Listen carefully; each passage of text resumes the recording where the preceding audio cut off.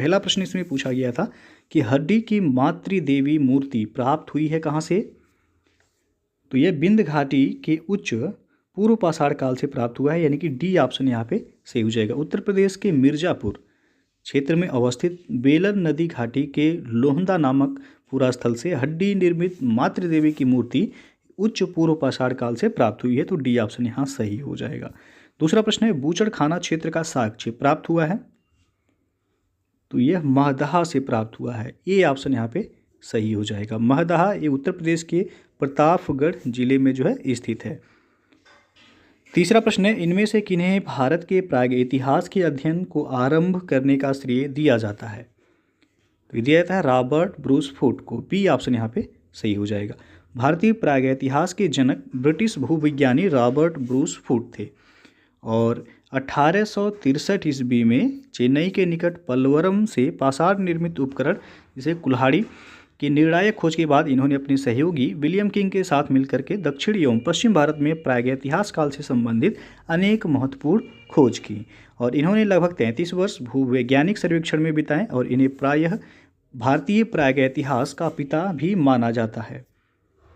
चौथा जो प्रश्न है निम्न हड़प्पीय स्थलों में से किनमें चावल की खेती के प्रमाण मिले हैं? नीचे दिए गए कूट का प्रयोग कर सही उत्तर चुनिए।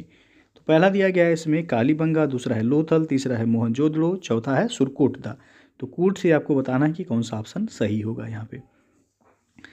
तो यहाँ पे जो सही हो जाएगा आपका कालीबंगा से मिला था और जो है लोथल से, पहला और दूसरा, यानी कि ए ऑप्शन यहाँ पे सही हो जाएगा।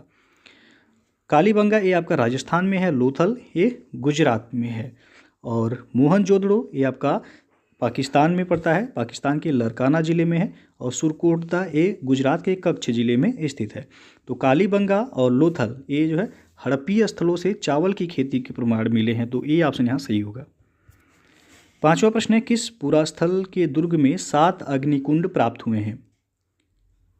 तो ये कालीबंगा में, डी ऑप्शन यहाँ पे सही हो जाएगा। कालीबंगा आपको बताया गया राजस्थान के गंगानगर जिले में स्थित है और यह सैंधव सभ्यता का एक महत्वपूर्ण पुरास्थल है। इसकी खोज वर्ष 1951 में अमलानंद घोष ने की थी। छठवां प्रश्न है हड़प्पा संस्कृति की पूर्वी सीमा थी? तो पूर्वी सीमा थी आलमगीरपुर, डी ऑप्शन यहाँ पे सही हो जाएगा। हड़प्पा सभ्यता का सबसे पूर्वी स्थल वह हिंडन नदी के किनारे आलमगीरपुर जो कि उत्तर प्रदेश में स्थित है और आलमगीरपुर यह हड़प्पा के सबसे पश्चिमी स्थल सुरका गेंडोर से जो है करीब 1600 किलोमीटर की दूरी पर स्थित है और आलमगीर का उत्खनन 1958 में यज्ञदत्त शर्मा ने कराया था।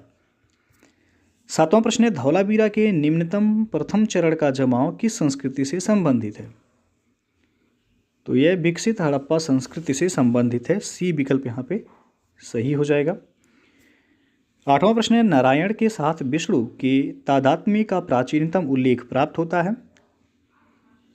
तो तैत्तिरीय आरण्यक से, ये ऑप्शन यहाँ पे सही हो जाएगा। तैत्तिरीय आरण्यक यजुर्वेद से संबंधित आरण्यक है।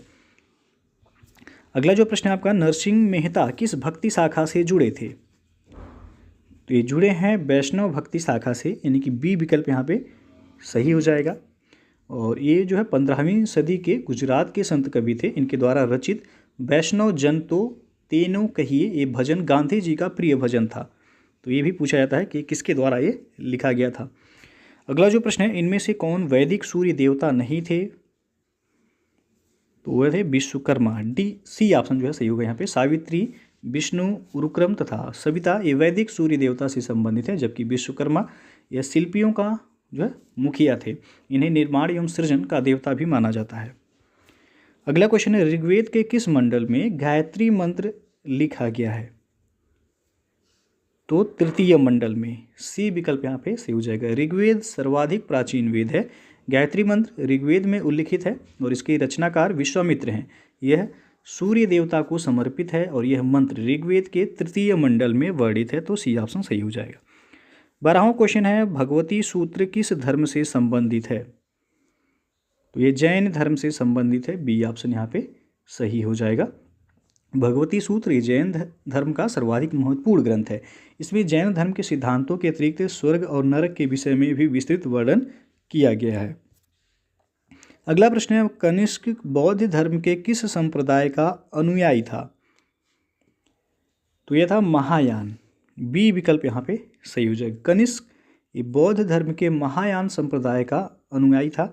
बौद्ध धर्म की चतुर्थ संगीति जो कि कुषाण शासक कनिष्क के राज्यकाल में कश्मीर के कुंडल वन में हुई थी, इसकी अध्यक्षता वसुमित्र ने की थी और अशुघोष जो है इसके उपाध्यक्ष बने थे। इसी समय बौद्ध धर्म यह हीनयान और महायान ये नामक दो अस्पष्ट संप्रदायों में जो है बट गया था। तो यहाँ पे पूछा गया है कनिष्क बौद्ध धर्म के किस संप्रदाय का अनुयायी था? तो महायान का। अगला क्वेश्चन है, प्रथम जैन समिति किसने आहूत की थी? तो यहाँ पे आप देख सकते हैं इसका सही आंसर हो जाएगा स्थूलभद्र। प्रथम जैन समिति यानी कि सभा ये चतुर्थ शताब्दी ईसा पूर्व में पाटलिपुत्र में स्थूलभद्र की अध्यक्षता में संपन्न हुई थी। इस सभा में जैन धर्म के 12 अंगों का संकलन किया गया और इसमें भद्रबाहु के अनुयायियों ने भाग नहीं लिया था, जबकि द्वितीय जैन सभा ये 6ठी शताब्दी में वल्लभी में जो है देवर्धिगण या शर्माश्रमण की अध्यक्षता में संपन्न हुई थी। 15वां क्वेश्चन है, भगवान बुद्ध ने अपना पहला उपदेश कहाँ दिया था? तो ऋषिपत्तनम जो कि सारनाथ के नाम से भी जाना जाता है। डी ऑप्शन यहाँ पे सही हो जाएगा। 6 वर्षों की कठिन साधना के बाद 35 वर्ष की अवस्था में वैशाख पूर्णिमा की रात्रि को एक पीपल के वृक्ष के नीचे गौतम को जो है ज्ञान प्राप्त हुआ। ज्ञान प्राप्ति के बाद वह बुद्ध कहलाए। ज्ञान प्राप्ति के पश्चात गौतम बुद्ध ने अपने मत का प्रचार प्रारंभ किया।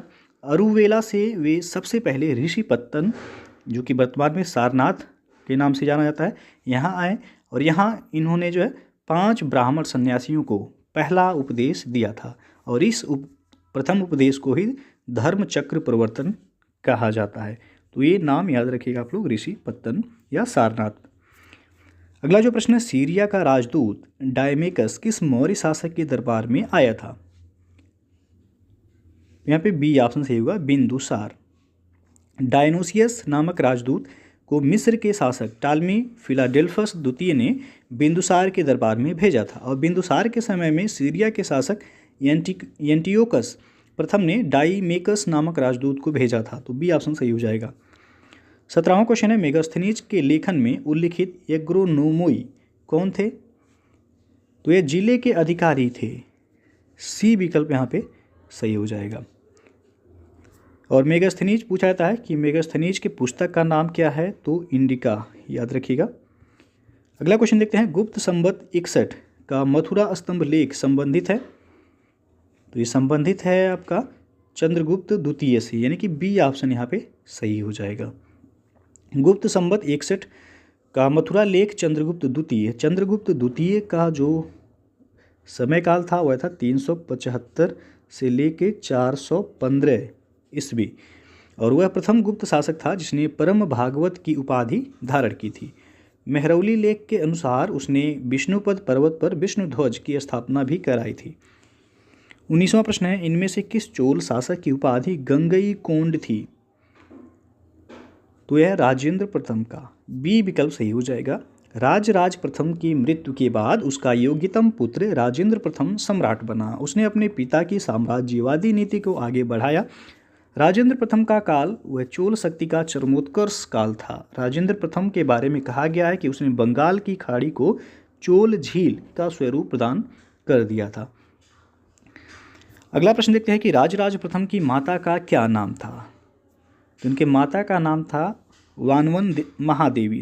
डी ऑप्शन जो है सही हो जाएगा। राजराज प्रथम का जो समयकाल था वह था 985 से लेकर के 1014 और जो है परांतक द्वितीय का पुत्र यह आरिमोली वर्मा था जो कि राजराज के नाम से प्रसिद्ध हुआ था। इसकी माँ वानवन महादेवी ये परांतक की मृत्यु के बाद सती हो गई थी।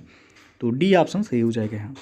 21वां प्रश्न है, निम्नलिखित कथनों पर विचार कीजिए। पहला दिया गया पृथ्वीराज चौहान ख्वाजा मोइनुद्दीन चिश्ती के समकालीन थे। दूसरा है गयासुद्दीन तुगलक निजामुद्दीन औलिया के समकालीन थे। तो उपयुक्त कथनों में से कौन सा सही है? तो इसमें दोनों ही सही है। तो सी ऑप्शन सही हो जाएगा आपका, 1 और 2 दोनों। ख्वाजा मोइनुद्दीन चिश्ती मोहम्मद गोरी के साथ भारत आए थे और अजमेर के खानकाह जो है यानी कि उन्होंने निवास स्थान अजमेर को बनाया था। यहीं पर उन्होंने भारत में चिश्तिया संप्रदाय की भी स्थापना की थी। उस समय अजमेर पृथ्वीराज चौहान के अधीन था और गयासुद्दीन तुगलक, ये तुगलक वंश का संस्थापक व दिल्ली का प्रथम शासक था, जिसने गाजी की उपाधि भी धारण की थी। वह निजामुद्दीन औलिया से वैर रखता था तथा उन्हें दिल्ली छोड़ने का आदेश दिया था एवं एक धमकी भरा पत्र भी भिजवाया था, जिसके उत्तर में औलिया ने कहा था कि हुनूज दिल्ली दूरस्थ, अर्थात दिल्ली अभी दूर है। तो ये भी क्वेश्चन पूछा जाता है कि किसने कहा था, तो निजामुद्दीन औलिया ने कहा था कि दिल्ली अभी दूर है। अगला जो प्रश्न है, द्वितीय राजतरंगिणी के रचनाकार थे, तो इसके रचनाकार थे जोनराज। ये ऑप्शन सही हो जाएगा यहाँ पे। जोनराज ये 15वीं सदी के एक कश्मीरी इतिहासकार और संस्कृति कवि थे। उन्होंने द्वितीय राजतरंगिणी नामक इतिहास ग्रंथ की रचना की थी, जबकि कलहड़ जो है ये राजतरंगिणी के लेखक थे। इनके समकालीन कश्मीर का शासक जो था वह था जय सिंह। तो द्वितीय राजतरंगिणी पूछा गया किस इसके रचनाकार, तो जोनराज हो जाएंगे। अगला जो प्रश्न आपका, निम्नलिखित शासकों के शासनकाल को कालक्रम में व्यवस्थित कीजिए और नीचे दिए गए कूट का प्रयोग कर सही उत्तर का चयन कीजिए। पहला है मोहम्मद बिन कासिम, दूसरा है महमूद गजनवी, तीसरा है तैमूर, चौथा है चंगेज खान। तो यहाँ पे जो है आपका बी ऑप्शन सही हो जाएगा, 1 2 4 3। भारत पर पहला मुस्लिम आक्रमण जो हुआ था वह 712 ईस्वी में मोहम्मद बिन कासिम ने किया था और 1000 ईस्वी से लेकर के 1027 ईस्वी के मध्य महमूद गजनवी ने भारत पर 17 बार आक्रमण किए थे। और चंगेज खान एक मंगोल शासक था। वह ख्वारिज्म के शासक जलालुद्दीन मंगबरनी का पीछा करते हुए 1221 ईस्वी में सिंधु तट पर पहुंचा और तैमूर लंग जो है ये 1398 ईस्वी में भारत पर आक्रमण किया। उस समय दिल्ली का सुल्तान नसीरुद्दीन महमूद था। तो क्रम से यदि देखा जाए तो आपका बी ऑप्शन सही होगा, 1 2 4 3। अगला प्रश्न आपका, कुब्बत उल इस्लाम मस्जिद का निर्माण किसने कराया था? तो कुतुबुद्दीन ऐबक ने कराया था। सी ऑप्शन यहाँ पे सही हो जाएगा। कुतुबुद्दीन ऐबक ने दिल्ली में कुतुब मीनार के समीप ही कुब्बत उल इस्लाम मस्जिद का निर्माण करवाया था। अगला जो प्रश्न है आपका कि इल्तुतमिश के विषय में निम्नलिखित कथनों में से कौन सा सही है? पहला दिया गया इसमें, इल्तुतमिश ने अपने प्रभुत्व की मान्यता खलीफा द्वारा प्राप्त की थी। दूसरा है, इल्तुतमिश ने बंगाल के सुल्तान गियासुद्दीन को हराकर लखनौती पर अधिकार किया। तो नीचे दिए गए कूट की सहायता से सही उत्तर का चयन कीजिए। तो यहाँ पे आपका पहला और दूसरा दोनों सही है, इसलिए सी विकल्प सही हो जाएगा। इल्तुतमिश ऐबक का दास था। वह प्रथम इलवारी तुर्क शासक और दिल्ली का पहला सुल्तान था जिसने सुल्तान के पद की स्वीकृति गौर के किसी शासक से नहीं बल्कि 1229 ईस्वी में बगदाद के खलीफा अल मुंतसिर बिल्लाह से प्राप्त की थी और 1226 ईस्वी में बंगाल के सुल्तान गियासुद्दीन को हराकर लखनौती पर अधिकार कर लिया और 1226 ईस्वी में ही बंगाल दिल्ली सल्तनत का एक एकता यानी कि सूबा बन गया। तो दोनों ही कथन सही हैं, इसलिए आपका सी विकल्प सही हो जाएगा यहाँ। 26वां प्रश्न है, निम्नलिखित घटनाओं को कालक्रमानुसार व्यवस्थित कीजिए तथा नीचे दिए गए कूट का प्रयोग कर सही उत्तर का चयन कीजिए। तो पहला दिया गया इसमें तैमूर का आक्रमण, दूसरा है सांकेतिक मुद्रा का प्रचलन, तीसरा है बाजार नियंत्रण नीति और चौथा है मलिक छज्जू का विद्रोह। तो इसमें जो आपका सही होगा सी ऑप्शन 4 3 2 1 आपका सही हो जाएगा। भारत पर जो है तैमूर लंग का आक्रमण वस्तुतः तुगलक शासक नसीरुद्दीन महमूद के समय में हुआ था। 1394 से लेकर के 1412 ईस्वी के जो है समय, और इसके काल में जो है 1398 में हुआ था तैमूर का आक्रमण। उसके बाद है सांकेतिक मुद्रा का प्रचलन। तो सांकेतिक मुद्रा का प्रचलन जो हुआ था वह मोहम्मद बिन तुगलक के द्वारा किया गया था और मोहम्मद बिन तुगलक का शासनकाल था 1329 से 1330 ईस्वी। उसके बाद जो है बाजार नियंत्रण की नीति अलाउद्दीन खिलजी के द्वारा शुरू किया गया था, आपको पता ही होगा। और अलाउद्दीन खिलजी जो है 1296 में बाजार नियंत्रण नीति लागू किया था। फिर है मलिक छज्जू का विद्रोह। तो जो है आपका मलिक जलालुद्दीन खिलजी के समय में ही 1290 ईस्वी में कड़ा मानिकपुर के सूबेदार मलिक छज्जू द्वारा विद्रोह किया गया था। तो क्रम से यदि आप देखेंगे तो यहाँ पे 4, 3, 2, 1 जो है सही हो जाएगा। अगला प्रश्न है आपका, निम्नलिखित में से कौन सा सही सुमेलित नहीं है? एक तरफ घटना दिया गया है, दूसरी तरफ वर्ष दिया गया है, तो कौन सा सुमेलित नहीं है वो आपको बताना है। तो पहला जो दिया गया, सुल्तान जलालुद्दीन खिलजी की हत्या 1296 में हुई थी, बिल्कुल सही है। खिज्र खां ने दिल्ली का सिंहासन ग्रहण किया था 1414 ईस्वी में, ये भी सही है। सिकंदर लोदी ने एक नए नगर आगरा की स्थापना 1504 ईस्वी में की थी, ये भी सही है। क्वेश्चन पूछा गया कि आगरा शहर की स्थापना किसके द्वारा किया गया था? सिकंदर लोदी के द्वारा। कब किया गया था? तो 1504 ईस्वी में किया गया था। बाकी चौथा जो दिया गया है आपका, आप देख सकते हैं कन्नौज का युद्ध 1530 में दिया गया, जो कि गलत है। कन्नौज का युद्ध हुआ था 1540 ईस्वी में। तो डी ऑप्शन आपका यहाँ पे सही हो जाएगा। अगला प्रश्न है, अलाउद्दीन खिलजी के आक्रमण के समय देवगिरी का यादव शासक कौन था? तो वह था रामचंद्र। डी ऑप्शन यहाँ पे सही हो जाएगा। अलाउद्दीन खिलजी का दक्षिण भारत पर पहली बार 1296 ईस्वी में आक्रमण हुआ था। उसने यह आक्रमण जलालुद्दीन खिलजी के शासनकाल में देवगिरी के तत्कालीन शासक रामचंद्र देव पर किया था, और इस युद्ध में रामचंद्र देव पराजित हुआ था और प्रत्येक वर्ष जो है एलिचपुर की आय दिल्ली भेजने का वादा भी किया था। इस युद्ध में अलाउद्दीन ने लूट से अत्यधिक धन वह प्राप्त किया था। 29वां प्रश्न है, विजयनगर साम्राज्य के शासक कृष्णदेव राय ने संरक्षण दिया था?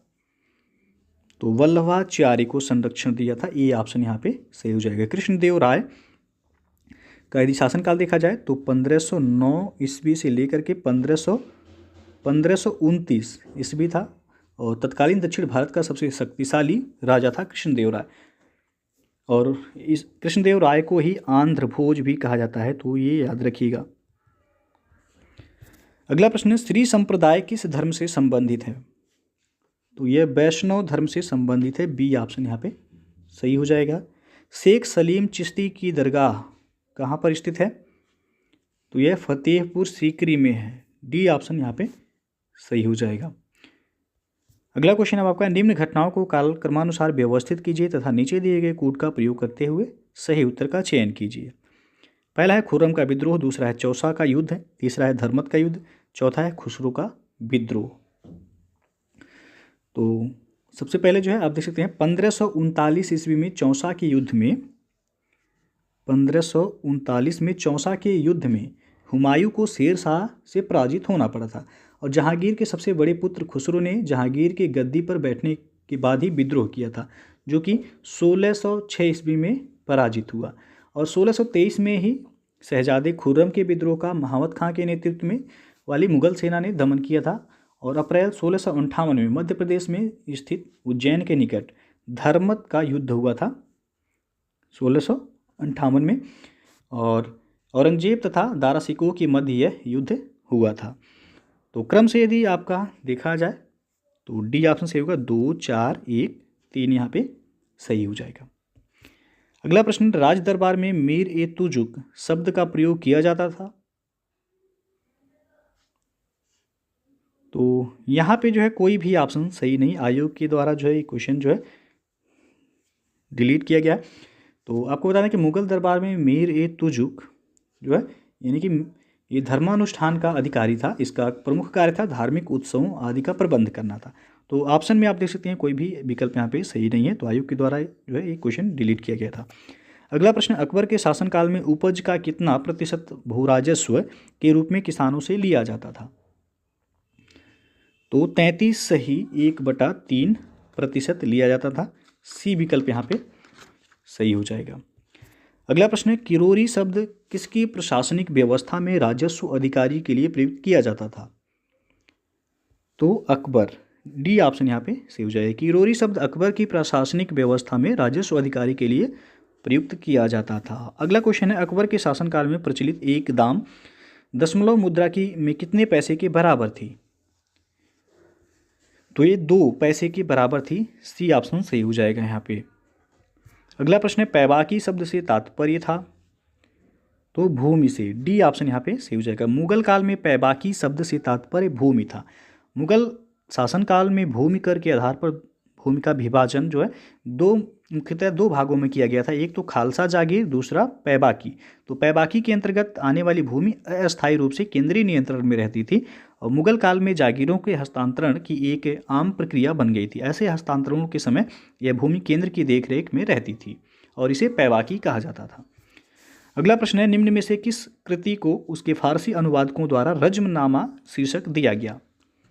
तो महाभारत, बी ऑप्शन यहाँ पे सही हो जाएगा। अकबर के आदेश से महाभारत के विभिन्न भागों का रज्मनामा नाम से फारसी में अनुवाद नकीब खां, बदायूनी तथा फैजी के द्वारा विभिन्न विद्वानों के सम्मिलित प्रयत्नों से किया गया था। इसके अतिरिक्त बदायूनी ने रामायण का, फैजी ने लीलावती का और अबुल फजल ने कालियादमन का फारसी में अनुवाद किया था। 39वां प्रश्न है, निम्नलिखित को उनकी निर्माण तिथि के क्रम में व्यवस्थित कीजिए तथा नीचे दिए गए कूट का प्रयोग करके सही उत्तर का चयन कीजिए। तो सबसे पहले आगरा का किला, उसके बाद है दिल्ली का लाल किला, फिर है कुतुब मीनार और चौथा है ताजमहल। तो कुतुब मीनार का निर्माण जो है देखा जाए तो 1193 ईस्वी में कुतुबुद्दीन ऐबक द्वारा प्रारंभ किया गया था, जिसे इल्तुतमिश ने पूरा करवाया था। आगरा का किला, तो आगरा का किला जो है अकबर के शासनकाल में 1573 ईस्वी में बनकर तैयार हुआ था। शाहजहां के समय में 1618 ईस्वी में दिल्ली के लाल किले की नींव रखी गई थी, 1618 ईस्वी में, और इसका निर्माण जो है 1647 में पूरा हुआ था। ताजमहल का निर्माण 1631 ईस्वी में प्रारंभ हुआ था और यह 1648 ईस्वी में बनकर तैयार हुआ था। तो क्रम से यदि देखा जाए तो यहाँ पे बी ऑप्शन सही होगा, 3, 1, 2, 4। अगला जो क्वेश्चन है, भारत में पुर्तगालियों द्वारा प्राप्त किए गए स्थानों को उनके वर्षों से सुमेलित कीजिए तथा नीचे दिए गए कूट का प्रयोग करके सही उत्तर का चयन कीजिए। तो यहाँ पे ए बी एक तरफ है और यहाँ पे सी डी अलग दे दिया गया है। तो चलिए जो है देखते हैं कालीकट। तो कालीकट को 1500 ईस्वी में प्राप्त किया गया था। कन्नानौर को जो है 1502 ईस्वी में। तो ये जो है आप याद रखिएगा। फिर है धाबोल, तो धाबोल को 1522 ईस्वी में और पुनानी को 1526 ईस्वी में। तो सुमेलित यदि करेंगे तो यहाँ पे डी ऑप्शन सही होगा, 3, 4, 1, 2 सही होगा। अगला क्वेश्चन है, निम्न में से किस स्थान को 1661 ईस्वी में पुर्तगाल द्वारा दहेज स्वरूप अंग्रेजों को दिया गया? तो बम्बई को दिया गया था, सी विकल्प यहाँ पे सही हो जाएगा। 1661 ईस्वी में इंग्लैंड के सम्राट चार्ल्स द्वितीय का विवाह पुर्तगाल की राजकुमारी कैथरीन से होने पर चार्ल्स को बम्बई उपहार के रूप में प्राप्त हुआ था और जिसे जो है उन्होंने 1668 ईस्वी में 10 पाउंड वार्षिक किराए पर ब्रिटिश जो है ईस्ट इंडिया कंपनी को दे दिया था। अगला प्रश्न है, निम्न में से कौन सा सही सुमेलित नहीं है? एक तरफ है घटना, दूसरी तरफ है तिथि, तो कौन सा सुमेलित नहीं है वो आपको बताना है। तो सबसे पहला जो दिया गया ब्लैक होल, तो ब्लैक होल घटना 20 जून 1756 को हुआ था, बिल्कुल सही है। प्लासी का युद्ध 23 जून 1757 को हुआ था, ये भी सही है। बक्सर का युद्ध 22 अक्टूबर 1764 को हुआ था, ये भी सही है। देवगांव की संधि दी गई 17 दिसंबर 1818, तो ये आपका गलत है। देवगांव की संधि 17 दिसंबर 1818 नहीं बल्कि 1803 ईस्वी में हुआ था, तो डी ऑप्शन सुमेलित नहीं है यहाँ पे। अगला प्रश्न देखते हैं, कौन सा मैसूर युद्ध मंगलौर की संधि के साथ समाप्त हुआ? तो वह था द्वितीय जो है आंग्ल मैसूर युद्ध, डी ऑप्शन यहाँ पे सही हो जाएगा। द्वितीय आंग्ल मैसूर युद्ध ये आपका 1780 से 1784 ईस्वी की जो है समाप्ति जो है मंगलौर की संधि जो कि 1784 में हुआ था इसके साथ हुई थी, जिसके आधार पर दोनों पक्षों ने एक दूसरे के भूभाग वापस कर दिए थे। इस दौरान गवर्नर जनरल वह वारेन हेस्टिंग्स था, तो यहाँ पे जो है आपका डी ऑप्शन सही हो जाएगा। अगला प्रश्न है, 1857 के विद्रोह के समय मुगल शासक कौन था? तो वह था बहादुर शाह जफर, ये ऑप्शन यहाँ पे सही हो जाएगा। और 1857 की क्रांति का जो शुरुआत हुआ था वह 10 मई को मेरठ से इसकी शुरुआत हुई थी। अगला जो प्रश्न है, बिहार में 1857 की विद्रोह के नायक थे, तो वह थे कुंवर सिंह, डी ऑप्शन यहाँ पे सही हो जाएगा। अगला क्वेश्चन है, दक्षिणेश्वर संबंधित है, तो यह रामकृष्ण परमहंस से संबंधित है, सी विकल्प सही हो जाएगा यहाँ पे। और रामकृष्ण परमहंस के जो बचपन का नाम था वह था गदाधर। गदाधर इनके बचपन का नाम था। और ये एक जो है महान विचारक थे जिनके विचारों को उनके शिष्य स्वामी विवेकानंद ने पूरी दुनिया में फैलाया। अगला जो प्रश्न है, इनमें से कौन देवबंद स्कूल से नहीं जुड़े थे? तो यहाँ पे ये ऑप्शन सही होगा, शाह अब्दुल अजीज। देवबंद स्कूल ए उलेमाओं ने जो प्राचीन मुस्लिम विद्या के अग्रणी थे ये आंदोलन चलाया। यह एक पुनर्जागरण आंदोलन था जिसके दो मुख्य उद्देश्य थे। पहला था मुसलमानों में कुरान तथा हदीस की शिक्षा की शुद्ध शिक्षा का प्रसार करना, और दूसरा विदेशी शासकों के विरुद्ध जिहाद की भावना को जीवित रखना। अगला जो प्रश्न है, हिंदू विधवा पुनर्विवाह अधिनियम पारित हुआ था? तो ये पारित हुआ 26 जुलाई 1856 को। सी विकल्प यहाँ पे सही हो जाएगा। अगला क्वेश्चन है, सूची 1 को सूची 2 के साथ मिलान करना है और कोड के माध्यम से बताना है कि कौन सा विकल्प सही होगा। यहाँ सबसे पहला 1854 ईस्वी। तो 1854 ईस्वी में शिक्षा पर चार्ल्स वुड का डिस्पैच, तो यहाँ पे ये क्या हो जाएगा पहला। फिर 1882 ईस्वी तो हंटर शिक्षा आयोग का गठन किया गया था 1882 में, बी का हो जाएगा यहाँ पे तीसरा। 1904 ईस्वी में भारतीय विश्वविद्यालय अधिनियम पारित हुआ था, तो यहाँ पे सी का हो जाएगा चौथा। और 1917 ईस्वी में सैडलर विश्वविद्यालय आयोग का गठन हुआ था, तो डी का हो जाएगा दूसरा। 1 3 4 2 1 3 4 2 यानी कि 1 3 4 2, तो यहाँ पे जो है पहला ही ऑप्शन सही होगा 1 3 4 2। अगला क्वेश्चन है, डलहौजी के पहले विलय का सिद्धांत को किस राज्य पर लागू किया जा चुका था? तो यहाँ पे डी ऑप्शन सही होगा उपयुक्त सभी। लॉर्ड डलहौजी ने रियासतों के उत्थान के लिए व्यक्तिगत का सिद्धांत यानी कि डॉक्ट्रिन ऑफ लैप्स लागू किया था। यह एक शिथिलता नीति थी जिसे डलहौजी द्वारा पूरी तरह से तैयार किया गया था, जो कि 1848 से लेकर के 1856 ईस्वी के मध्य भारत में ईस्ट इंडिया कंपनी की गवर्नर जनरल थे। जबकि डलहौजी से पहले ईस्ट इंडिया कंपनी के निदेशकों के न्यायालय ने 1834 ईस्वी के शुरुआत में ही इसका उल्लेख किया था, और इस नीति के अनुसार कंपनी ने 1839 में मांडवी, 1840 में कोलाबा, जालौर और 1842 ईस्वी में सूरत में कब्जा कर लिया था। तो यहाँ पे डी ऑप्शन सही हो जाएगा उपयुक्त सभी। अगला जो प्रश्न है आपका, इनमें से किसने भारत में बैपटिस्ट मिशनरियों की गतिविधियों को विनाशक माना? तो वेलेजली ने माना था। सी विकल्प सही हो जाएगा यहाँ पे। अगला प्रश्न है, लंदन में ईस्ट इंडिया एसोसिएशन की स्थापना की थी? तो दादा भाई नौरोजी ने किया था। सी विकल्प यहाँ पे सही हो जाएगा। ईस्ट इंडिया एसोसिएशन की स्थापना 1866 ईस्वी में लंदन में दादा भाई नौरोजी द्वारा किया गया था, जबकि इंडियन एसोसिएशन की स्थापना 1876 ईस्वी में सुरेंद्र नाथ बनर्जी एवं आनंद मोहन बोस द्वारा कलकत्ता में किया गया था। अगला प्रश्न, महात्मा गांधी के संबंध में निम्नलिखित कथनों में से कौन सा सही है? पहला दिया गया 1920 ईस्वी में उन्होंने असहयोग आंदोलन आरंभ किया। दूसरा है उन्होंने ग्राम उद्योग संघ प्रारंभ किया था। तो नीचे दिए गए कोड की सहायता से सही उत्तर का चयन कीजिए। तो दोनों ही यहाँ पे सही है, इसलिए सी ऑप्शन सही हो जाएगा। 1 और 2 दोनों सही है। अगला क्वेश्चन है, भारतीय राष्ट्रीय कांग्रेस के उदारवादी युग में भारतीय ग्लैडस्टोन की उपाधि दी गई थी? तो दिया गया था दादा भाई नौरोजी को। बी विकल्प यहाँ पे सही हो जाएगा। अगला प्रश्न है, सुभाष चंद्र बोस ने सिंगापुर में स्वाधीन भारत की सरकार गठित की थी? तो गठित किया गया था 21 अक्टूबर 1943 को। और नेक्स्ट क्वेश्चन है आपका, अलीगढ़ आंदोलन से निम्नलिखित में से कौन संबंधित नहीं था? यहाँ पे सी ऑप्शन सही होगा मौलाना अबुल कलाम आज़ाद। मौलाना अबुल कलाम आज़ाद अलीगढ़ आंदोलन से संबंधित नहीं थे। अलीगढ़ आंदोलन सर सैयद अहमद खान के नेतृत्व में प्रारंभ किया गया था। इसमें अल्ताफ़ हुसैन हाली, नज़ीर अहमद चिराग अली ने जो है सक्रिय रूप से सहभागिता की थी। इसमें मौलाना अबुल कलाम आज़ाद नहीं थे। अगला जो प्रश्न है, 1947 में भारत विभाजन के बाद किसे संयुक्त रक्षा समिति, जिसे सैनिक कर्मचारियों, हथियारों व युद्ध सामग्रियों के विभाजन की जिम्मेदारी सौंपी गई थी, का सर्वोच्च सेनापति बनाया गया था? तो ये बनाया गया था अचिनलेक को। डी विकल्प यहाँ पे सही हो जाएगा। 1947 में भारत विभाजन के बाद आचिन लेक को संयुक्त रक्षा समिति, जिसे सैनिक कर्मचारियों, हथियारों व युद्ध सामग्रियों के विभाजन की जिम्मेदारी सौंपी गई थी, इसका जो है सर्वोच्च सेनापति बनाया गया था। अगला प्रश्न है, भारत की जनगणना 1891 में जनगणना आयुक्त कौन थे? तो यहाँ पे बी ऑप्शन से हो जाएगा वेंस। 1891 में जनगणना आयुक्त जेरवायस एथिलेस्टेन वेंस इनका पूरा नाम था।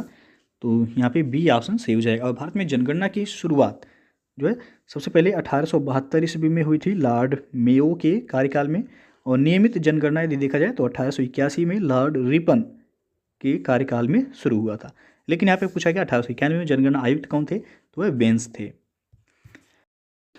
अगला जो प्रश्न है आपका, सूची 1 को सूची 2 से सुमेलित कीजिए व इंगित कीजिए कि निम्न में से कौन सा सही सुमेलित नहीं है। एक तरफ है लेखक, दूसरी तरफ है उनकी कृति, तो कौन सा सुमेलित नहीं है ये आपको बताना है। तो बाल गंगाधर तिलक की पुस्तक का नाम है गीता रहस्य, बिल्कुल सही है। Arvind Ghosh the ideal of human unity दी गई है, बिल्कुल सही है। Jawaharlal Nehru the unity of India, तो ये भी सही है आपका। और डी ऑप्शन दिया गया यहाँ पे ESC बोस यानी कि सुभाष चंद्र बोस, तो यहाँ पे द स्प्रिंगिंग टाइगर, तो ये आपका जो है सुमेलित नहीं है।